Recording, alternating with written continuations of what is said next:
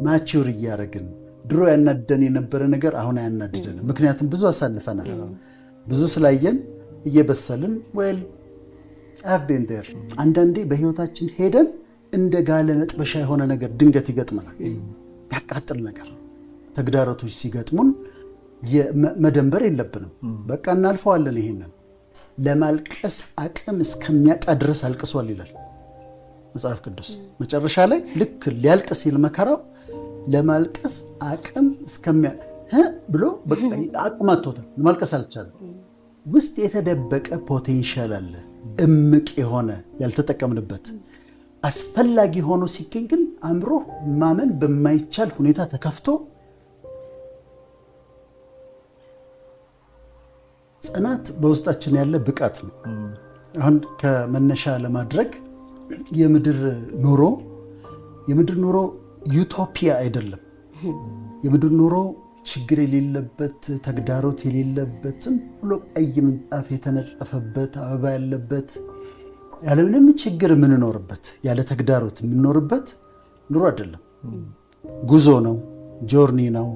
ጉዞ ላይ ተራራ መውጣት አለ፣ ሸለቆ ውስጥ መውረድ አለ፣ ከሸለቆ መውጣት አለ፣ ደግሞ ግሪን የሆነ መሬት ላይ መሄድ አለ። ምድረ በዳ ያጋጥማል፣ እባብ ያለበት ጊንጥ ያለበት ምድረ በዳ ያጋጥማል። ያንን ዊልደርነስ ክሮስ ማድረግ አለ፣ መሻገር አለ። ይህ ሁሉ አለ እና ብዙ ውጣ ውረዶች አፕስ ኤንድ ዳውንስ ያሉበት ነው የምድር ህይወት። በተግዳሮቶች የተሞላ ነው። የተነጠፈ አንድ ቆንጆ አስፋልት አይደለም የምንነዳበት። ይሄ ሲሆን ተግዳሮቶች በህይወታችን ሲመጡ፣ ቻሌንጆች በህይወታችን ሲመጡ እነሱን ተቋቁመን የምናልፍበት በውስጣችን ያለ ብቃት አስፈላጊ በሆነ ጊዜ አውጥተን የምንጠቀምበት እሱ ጽናት ይባላል። እና ውስጣችን አለ እንደ ፖቴንሻል ተቀምጦ ነው ያለው። አስፈላጊ ሲሆን ግን እናወጣውና እንመነዝረውና እንጠቀምበታለን። ብዙ ሰዎች ታላላቅ የሚባሉ ሰዎች ተግዳሮቶችን አልፈው በጽናት ነው ትልቅ ቦታ የደረሱት። ቻሌንጆችን ተግዳሮቶችን ሳያልፉ ትልቅ ቦታ የደረሰ ሰው የለም፣ ሊኖርም አይችልም። ጽናት በሀገርም ደረጃ መጽናት የሚያስፈልግበት ጊዜ አለ። እንደ ህዝብ አንዱ የሚረዳን የሚመስለኝ ምንድነው? ችግር እንግዳ ነገር በቃ በእኛ ላይ ብቻ ሌላ ቦታ ሆኖ የማያውቅ ግን እንግዳ ለእኛ ላይ ብቻ የተፈጠረ ነገር አድርገን ስናይ እዛ ጊዜ የምንቸገር ይመስለናል። በቃ ችግር የሚፈጠረው ኢትዮጵያ ብቻ ነው፣ መከራ ያለው ኢትዮጵያ ብቻ ነው፣ ምን አይነት እርግማን ነው እያልን ካልን እንቸገራለን። በሀገሮች ደግሞ ምሳሌዎች ላንሳ። አይርላንድን እናንሳ። አይርላንድ የአይርላንድ ፖቴቶ ፋሚን የሚባል ረሃብ ነበራቸው ከ1845 እስከ 1852። አይሪሾች የሚበሉት ዋና ምግባቸው ድንች ነበር። ድንች በጣም ይወዳሉ። ሁል ጊዜ ጠረጴዛቸው ላይ ድንች አለ። ልጆቻቸው የሚያበሉት ድንች ነው። ከዛ በዚህ ባልኳቸው ዓመት በ1845 ፓይቶቶራ ኢንፌስቲስ የሚባል ፈንገስ መጣና ድንቻቸውን በሙሉ አበላሸው። የድንች በሽታ ነበር። ድንቹ እንዲህ ስትከፍቱት በስብሷል፣ ይሸታል። ከዛ ምን ይብሉ እነዚህ ሰዎች? አገሪቷ የሚበላው ድንች ነው። ፖቴቶ ፋሚሊ ይባላል። በጣም በከባድ ረሃብ ውስጥ አለፉ። በቆሎ እርዳታ ይመጣላቸው ነበር። እነሱ ከኢንግላንድም ከአሜሪካም በቆሎ ይመጣላቸው ነበር እርዳታ። በጣም ከባድ ረሃብ ነበረ። በሙሉ ተበላሸ ድንቻቸው። 1 ሚሊዮን ሰው ሞቷል በፖቴቶ ፋሚሊ አይርላንድ ውስጥ። 1.2 ሚሊዮን ህዝብ ተሰዷል። ወደ ተለያየ ቦታ ወደ ኖርዝ አሜሪካ፣ ወደ ኢንግላንድ ተሰዷል። አሁን ያሉበትን ተመልከች። አሁን ያሉበት ትልቅ ከሚባሉ ሀብታም ከሚባሉ አገሮች ውስጥ ናቸው። ስለዚህ አልፈዋል በረሃብ ውስጥ ማለት ነው። እንግሊዞችን ስናይ ለንደን ውስጥ ይሄ ቢቦኒክ ፕሌግ የሚባል በሽታ መጣ። በየርሲኒያ ፔስቲስ የሚባል ባክቴሪያ ነው የሚመጣው። ቁንጫዎች ናቸው የሚያስተላልፉት። ይሄ ሊምፍ ኖዶች የተለያየ ቦታ ያሉት እያበጡ እንዲፈነዱ የሚያደርግ በጣም በፍጥነት የሚገድል በሽታ ነበር። ከ1665 እስከ 66 ድረስ ለንደን ውስጥ በጣም ከባድ 100,000 ሰው በጣም በአጭር ጊዜ ቀባሪ እስኪያጡ ድረስ ሞተዋል፣ አልፈውታል።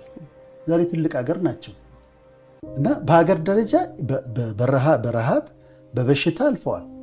አሜሪካኖቹንስ? አሜሪካኖች በሲቪል ዋር አልፈዋል። የኮንፌዴሬሽን ግሩፕ፣ የዩኒቲ የዩኒየኑ ግሩፕ ተባብለው በጣም ከባድ ጦርነት 800,000 የሚገመት ህዝብ የሞተበት ጦርነት አሳልፈዋል። ህዝብ ሞቷል። አልፈውት ዛሬ ታላቅ ብለው ተቀምጠዋል። የሊንከን የሚለውን የአብርሃም ሊንከን ላይ የተሰራውን ስትመለከቱ እንደው አልሸሸጉም። የሬሳውን ክምር እንደዚህ ያሳያሉ እና ያንን አልፈው እዚህ ጋር አሉ። ሁለተኛው የዓለም ጦርነት ላይ በሁለት አክሲስ ተከፍለው ያደጉ አገሮች የሚባሉ እነ ፈረንሳይ፣ ኢንግላንድ፣ እነ ጃፓን፣ አሜሪካ፣ ጀርመን፣ ጣሊያን ተጫርሰው ስንት ሰው ነው የሞተው? በብዙ ሚሊዮን የሚቆጠር ሰው 75 ሚሊዮን የሚባል ሰው ሞቷል። አልፈውታል። ረሃብም ቢሆን መረዳትም ቢሆን ጦርነትም ቢሆን ለዓለማችን ብርቅ አይደለም። ተግዳሮቶች ሲገጥሙን መደንበር የለብንም። በቃ እናልፈዋለን። ይሄንን ግን ማድረግ ያለብን ምንድነው? ጽናት። እዛ ማዶ እናያለን፣ አሻግረን እናያለን። መንገዱ ላይ ምድረ በዳ ገጠመን፣ መንገዱ ላይ ሸለቆ ገጠመን። ደስ የሚል ነገር ግን ልንገራችሁ፣ ሸለቆ ማለፊያ ነው እንጂ መኖሪያ አይደለም። ሸለቆ ውስጥ አይኖር። ምድረ በዳ ማለፊያ ነው እንጂ የምናልፍበት መንገድ ነው እንጂ የምንኖርበት አይደለም። ከቅዱሱ መጽሐፍ ዳዊት ወይም ዳውድ በቁርአን ደግሞ አብርሃም፣ ኢብራሂም፣ ዮሴፍ፣ ዩሱፍ፣ ሶሎሞን፣ ሱሊማን ሁሉንም ካያችሁ እንግዲህ የተመረጡ በእግዚአብሔር የተወደዱ ተብለው ያለ ችግር አላለፉ። ሙሴን ስትመለከች 40 ዓመት ቤተ መንግስት ሆኖ ፕሪንስ ሆኖ በጣም የተማረ በጣም የተዋበ ሰው ሆኖ 40 ዓመት ኖሮ ከዛ ተሰዶ ወጥቶ 40 ዓመት ደግሞ ተንከራቷል። በጣም በግ እየጠበቀ ያ ፕሪንስ የነበረ ልዑል የነበረ ሰው በግ እየጠበቀ ኖሯል። ከዛ ግን ቪዥኑ ሲሳካ እናያለን። ዮሴፍ ባላጠፋው ነገር እስር ቤት ሲጣል እናያለን። ቅዱሳን መናፍስት እንደሚያስተምሩ ምንም አላጠፋም። ከዛ ግን 13 ዓመት እንዲመከራ በኋላ ከእስር ቤት ወጥቶ የግብፅ ባዕድ ሀገር የግብፅ ፕራይም ሚኒስትር ሲሆንና ህዝብን ሲያድን እናያለን። አብርሃም ልጅ ሲጠብቅ 99 ዓመት ሆኖታል። ሳፈሪንግ አለ ምድር ላይ፣ ስቃይ አለ። የዘላለም አይደለም። ሃፒ ኢንዲንግ አለው። ማይ ሃፒ ኢንዲንግ አለው። እኔ አንዳንድ ፊልሞች ሳይ ደስ ይለኝና ሃፒ ኢንዲንግ ከሌለው መልካም ፍጻሜ ከሌለው አልስማም። ምክንያቱም በምድር ላይ እነዚህ ሁሉ ይታለፉና አሁን ያነሳናቸውን ሰዎች ስናነሳ ዳዊት ለማልቀስ አቅም እስከሚያጣ ድረስ አልቅሷል ይላል መጽሐፍ ቅዱስ።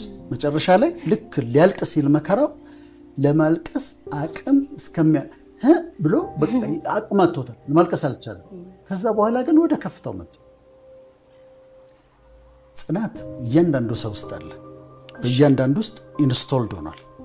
የሚገለጠው ግን ተግዳሮቱ ሲመጣ ነው። አሁን ምሳሌ ልስጣችሁ። ለምሳሌ ሐሰን በአንድ ዩኒቨርሲቲ የተማርክ ነው። አንድ ኮርስ አንተ አልሰማህም። ነገ ፈተና ነው።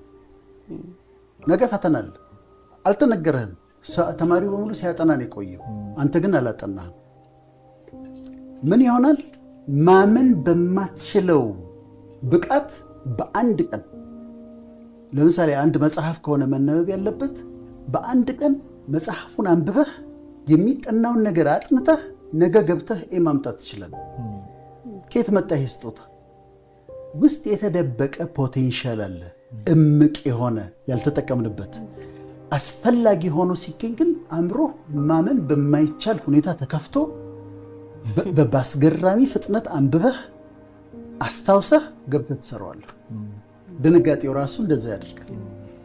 አሁን እኔ መሮጥ ምናምን አልችልም እና እቺን አሁን ዝለል ብትይኝ እቺን ጠረጴዛ ቀርፋፋ ነኝ፣ አልችልም።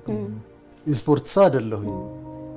አንድ አደጋ ተፈጠረ ቢባል እዚህ ግቢ ውስጥ አጥሩን ስዘል ልታዩን ትችላላችሁ። ፋይት ኦር ፍላይት ሪያክሽን ይባላል። ፋይት ኦር ፍላይት የሚባለው ሆርሞናል ነው፣ ሲምፓቴቲክ ነርቨስ ሲስተም አለ ውስጣችን የተቀመጠ ነው። አስፈላጊ በሆነ ጊዜ እሱ ሲለቀቅ ያ ነርቨስ ሲስተም ሲለቀቅ ሆርሞኑ ሲለቀቅ መዝለል የማይቻል በኋላ ይሄንን አጥርን የዘለልከው ይሄም ጽናት በውስጣችን በእያንዳንዳችን ውስጥ ተቀምጦ እንዳለም አናውቀው ግን ሲመጣ ተግዳሮቱ ሲመጣ ግን እንዴት ቻልከው እንዴት አለፍከው የሚያስብል በዛ ጽናት ይታለፋል። ስለዚህ እያንዳንዳችን ውስጥ የተቀመጠ ፖቴንሻል ነው ለመገለጥ ተግዳሮቱ መምጣት አለበት። ተግዳሮቱ ሲመጣ ግን ተገልጦ ይታያል። እኔ ጥሩ ምሳሌዎች የሚሆኑልኝ እናቶቻችን ናቸው። አንድ ጊዜ ሕክምና ፋክልቲ እየተማርን አንድ ነገር ነገሩንና እኔ ማመን ተቸገርኩኝ። ምንድነው የነገሩን? ኢትዮጵያ ውስጥ በአንዳንድ ባህል አንዳንድ ቦታዎች ሴቶች የሚወልዱበት ጊዜ ሲደርስ ከቤተሰብ ተለይተው ይሄዳሉ ወደ ጫካ። እዛ ወልደው ሁሉን ነገር ጨርሰው ልጃቸውን ታቅፈው ይመጣሉ። እንግዲህ እዚህ ያለው ሆስፒታል ውስጥ በቤተሰብ ተከበው በቃ ስንት መድኃኒት ተደርጎ ምን ተብሎ ከዛ ፕላሴንታው ሲወጣ በጥንቃቄ እንደዚህ ያልክ ጠቅልለ ፕላሴንታውን አውጥተህ በሰዓቱ ከዛ እንዳትደማ መርፌ ወቅተህ ኤክስፓንድ ያደረገው ማህፀን እንዲኮማተር መርፌ ተወቅቶ ምን ተብሎ ታርሳ ቤት ውስጥ እንደ ባህል ታርሳ የምናውቀው እናቶች አሉ። ሊወልዱ ሲደርሱ ጫካ ሄደው ወልደው እዛ ሁሉን ነገር ጨርሰው የሚመጡ ደግሞ ሴቶች አሉ። እና እናቶች ላይ የማየው ጽናት በጣም ያስገርመኛል። ብዙ ልጅ እናቶች የሚያልፉበትን ነገር አያውቅም። ምሳ ይላል ገብቶ ይዳዝን ኬር ኬት ታምጣው ምንም ጉዳይ የሚያውቀው እሱ ምሳ ሰዓት እንደሆነ ነው። ከትምህርት ቤት መጥቷል ምሳ ይላል፣ ቁርሴን ይላል፣ ራት ርቦኛል አሁን ራቴን ይላል። እናትየውስ እናትየው ኬትም ብላ ልጆቿ ጠረጴዛ ላይ ምግብ ማቅረብ አለባት። የለም የምትል እናት አለች እንዴ? ሄዳ ከጎረቤት መጠየቅ ካለባት ምን ማድረግ ካለባት አድርጋ ታመጣለች። እና ይሄ የጽናት ትልቅ ምሳሌ ነው ለኔ። አንዳንድ ሰዎች ደግሞ ባለፉት ስርዓቶች ያሳለፉትን ነገር ስትሰሙ ለምሳሌ ታስረው የደረሰባቸውን ግፍ አሁን ቀደም እንዳልከው እንቅልፍ አሁን 6 ሰዓት ካልተኛው 7 ሰዓት ካልተኛውማ ደብሮኝ ነው የምውለው ልል እችላለሁ። እንቅልፍ እየተከለከሉ እንዳይተኙ ቆመው እንዲያድሩ እየተደረጉ የተለያየ ስቃይ ያሳለፉትን ስትሰሙ እኔ በሆነ ይህን ነገር ችለዋለሁ ትላላችሁ። ግን ያ ጽናቱ ግን ውስጣቸው ስለነበረ ያ ነገር ሲደርስባቸው ተቋቁመውት አልፈው ጨርሰው ወጥተው ዛሬ በነፃነት ሲመላለሱ እናያቸዋለን። እና የተለያዩ በውስጣችን ያለ በእያንዳንዱ ሰው ውስጥ ያለ አስፈላጊ ሆኖ ሲገኝ የሚወጣ ነው። አንደኛ ነገ መልካም ይሆናል ብሎ ያስባል። ይሄ ነገር ያልፋል፣ ጊዜያዊ ነው፣ የማያልፍ ነገር የለም፣ ቴምፖራሪ ነው። ነገ መልካም ይሆናል። ነገ እዚህ ውስጥ አይደለም የምንገኘው፣ አልፈናው ነው የምንወጣው። ጊዜያዊ ከሆነ ደግሞ አንተ ርቦህ እያየሁኝ ዝም ማለት የለብኝም፣ ለአንተ ማካፈል አለብኝ። እቺ ጊዜ ታልፋለች። እንደ ማህበረሰብ ስንጸና፣ እንደ ማህበረሰብ ነገ መልካም ይሆናል ብለን ስናስብ በሚደርሱብን ነገሮች በሙሉ እንረዳዳለን። አብረን ነው መሻገር ያለብን። ጎረቤቴ ርቦት፣ እሷ ርቧት፣ ልጇ ተርቦ እኔ እዚህ ጋር አጥሬን በትልቅ አጥር አጥሬ ትላልቅ ውሾች አቁሜ የተሰበረ ለስላሳ ጠርሙስ አጥሬ ኤሌክትሪክ አድርጌ መቀመጥ የለብኝም። አብረነን እዚህ ውስጥ ተረዳድተን እናልፈዋለን። እንደ ማህበረሰብ ነገ መልካም ስለሚሆን ነገ እንደው ታሪክም እንዳይታዘበን፣ ጎረቤትም እንዳይታዘበን አንዳችን ሌላችን ረድተን በጽናት አልፈነው ወደዛኛው ምዕራፍ እንገባለን። መጽሐፍ ቅዱስ ላይ ቅዱስ መጽሐፍ ላይ የሚገቡበትን ቦታ ወተትና ማር የምታፈሰው ምድር ይባላል። ያንን እየተመለከቱ ግን ያችን ወተትና ማር የምታፈሰውን ምድር እየናፈቁ ግን ሲራቡ ሲጠሙ በምድረ በዳ በዛ ውስጥ አልፎ እዛ ጋር ደርሰዋል። ልምምዶች እንግዲህ በምናልፍባቸው መንገዶች ፍረስትሬሽን ቶለራንስ የሚባል አለ። እና LFT ይባላል። ሎው ፍረስትሬሽን ቶለራንስ አለ፣ ሃይ ፍረስትሬሽን ቶለራንስ አለ። ይሄ ፍረስትሬሽን ቶለራንስ ማለት አንድ ሰው ሊያናድደኝ መጥቶ ታግሸው ታው እንደዚህ እስከምን ድረስ ነው የምታገሰው? ከዛ የምለቅበት ቦታ አለ አታርም አንተ የምትልበት ቦታ፣ እሱ ፍረስትሬሽን ቶለራንስ ይባላል። ይሄንን ፍረስትሬሽን ቶለራንስ ማሳደግ አለብን፣ ከፍ ማድረግ አለብን። ትዕግስታችንን እያሳደግን ፍረስትሬሽን ቶለራንሳችንን ከእያንዳንዱ ልምድ እያገኘን እየበሰልን ማቹር እያደረግን ድሮ ያናድደን የነበረ ነገር አሁን አያናድደንም። ምክንያቱም ብዙ አሳልፈናል። ብዙ ስላየን እየበሰልን well I've been there። አንድ ጊዜ ምን ሆነ፣ አንዲት ሴት ባቡር ውስጥ ተቀምጣለች እና ባቡር ከኋላ ተቀምጣ ከቀኝና ከግራ የተቀመጡት ሰዎች በቃ ቦርሳቸውን ላይ ላይ ያስቀምጠው እና እንዴት ጥብቅ አድርገዋታል። ከዛ ስትወርድ ጠየቋት፣ እንዴት ቻልሽው? እንዴት ዝም አልሻቸው አላት። አንዱ ምን ሄድበት ርቀት አጭር እንደነበረ አውቅ ነበር አለች። ስለዚህ ምንም ያጣለኝ ነገር የለም፣ አጭር ምናልፍ ይታለፋል። ብስለት ደግሞ ያለ መከራ አይመጣም። አንድ ከፈቀዳችሁልኝ ከቅዱስ መጽሐፍ ላይ በጣም ይገርመኛል። ከእስራኤል ሊወጡ ሲሉ መመሪያ ሰጣቸው አምላክ። በግ ታርዳላችሁ አላቸው። ጉበኑና መቃኑን ትቀባላችሁ አላቸው። ከዛ ስጋውን አላቸው ለዛ ለሴሬሞኒው ጥሬውን አትበሉም አላቸው፣ እቅሉን አትበሉም አላቸው። በእሳት የተጠበሰውን ትበላላችሁ አላቸው። እንደ ምሳሌ ነው የማነሳው። ቅቅል ህይወት ሲሆን በቃ ቀስ ብሎ ነው የሚሞቀው፣ ቀስ ብሎ እየጋለ ነው የሚመጣው። በእሳት የተጠበሰው ግን ቀጥታ ወስደሽ የጋለ መጥበሻ ላይ ነው የሚቀመጠው። አንዳንዴ በህይወታችን ሄደን እንደ ጋለ መጥበሻ የሆነ ነገር ድንገት ይገጥመናል፣ ያቃጥል ነገር። ግን ችግሩ ደግሞ በአንድ ሳይድ ቢሆን እኮ ጥሩ ነው። ግን አሁን ስጋውን ከትፈሽ እዛ ላይ አረግሽው አይደል? ምን ታረጊዋለሽ? ገልበጥ ይደረጋል። በመስሪያ ቤት ነው ችግሩ፣ በቤትም ይመጣል። ከዛ ደግሞ በጤናም ይመጣል። ከዛ በፋይናንስ ደግሞ ይመጣል። ገልበጥ ይደረጋል። ከዛ ለመብሰሉን ለማየት በሹካ ነካ ይደረጋል። አሁን እኛ በስለናል ብለን ስናስብ ሹካ ይዘው የሚዞሩ ሰዎች አሉ። መጥቶ ወጋ ሲያደርግ ሐሰን ሪአክት ካደረግ ትንሽ ይቀራል ማለት ነው። ከዛ ብስለታችን ሲጨምር ግን ትዕግስታችን በጣም ትልቅ ይሆናል። ደስ የሚለው ነገር ግን ከበሰለ በኋላ ምን ታደርጊያለሽ? ማህሌት አታሳሪውም አይደለም? የምድር ኑሮ እንደዛ ነው፣ አያሳርም። እንበስላለን፣ ማቹር እናደርጋለን። ግን ማንም ባለሙያ ሴት እንደማታሳራው ከበሰለ በኋላ ይወጣል። ከወጣ በኋላ ቆንጆ ሸክላ ሳህን ላይ ይደረጋል። ከዛ ጎመን፣ ድንች ምናምን ተደርጎለት እንደዚህ ተይዞ ይመጣል። አንዳንድ ሰው ስታየው አሁን ሐሰን ብዙ ችግሮች ያሳልፏል ቢባል ምንድነው ደግሞ እሱ ያሳልፈው እንደዚህ ያማረበት ሰው ይባላል። ማሂ ብዙ ነገር አልፋለች ሲባል እቺ ወጣት አሁን ምን ሆና ለራሷ ተውባ የተቀመጠች ነው ይባላል። ልክ እንደዛ ነው። እዛ ጋር አምሮ ሲቀርብ ኩሽና ያሳለፈው መከራ አታውቅም። በእያንዳንዱ ህይወት ውስጥ ምን እንዳሳለፈ አናውቅም። ምክንያቱም እኛ የምናየው እዛ ጋር ተውቦ አምሮ በነጭ ሸክላ ሳህን ከሳይዶቹ ጋር ሲቀርብ ነው የምናየው። ግን ሁል ጊዜ ማመን ያለብን ምንድነው? መውጫ አለው።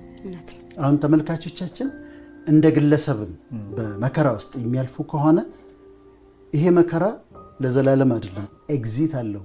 ይወጣል፣ ከእሳት ውስጥ ይወጣሉ፣ ወደ እረፍት ይመጣሉ። ሃፒ ኤንዲንግ ነው ያለው እና የሚያልፉበት መንገድ ምንም ከባድ ቢሆን እንደሚያልፍና መውጫ እንዳለው ማመን አለባቸው።